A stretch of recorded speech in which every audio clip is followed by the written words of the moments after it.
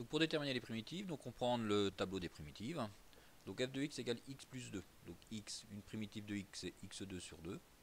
Une primitive de 2, donc a, c'est qu'on prend a va être égal à 2. Donc x2 sur 2 plus 2x. Donc une primitive de f de x, ça va donc être égal, f de x va donc être égal à x2 sur 2 plus 2x.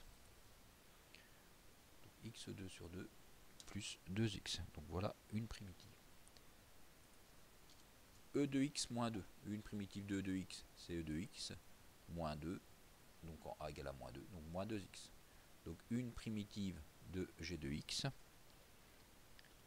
ça va être la fonction. Donc e de x moins 2x. Une primitive de 3e de 2x. Une primitive de e de 2x, c'est e de 2x divisé par 2. On applique cette formule-là avec a qui est égal à 2. Donc e de 2x divisé par 2. Et après, je multiplie par 3. Donc 3e de 2x divisé par 2. Donc une primitive de h, ça va donc être la fonction e, enfin 3, donc 3 multiplié par e de 2x divisé par 2. 3 multiplié par e de 2x. Donc j'applique ma formule avec a qui est égal à 2.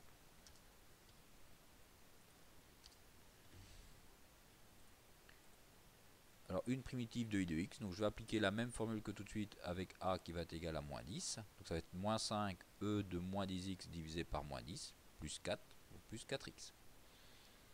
Donc une primitive de i de x va donc être la fonction.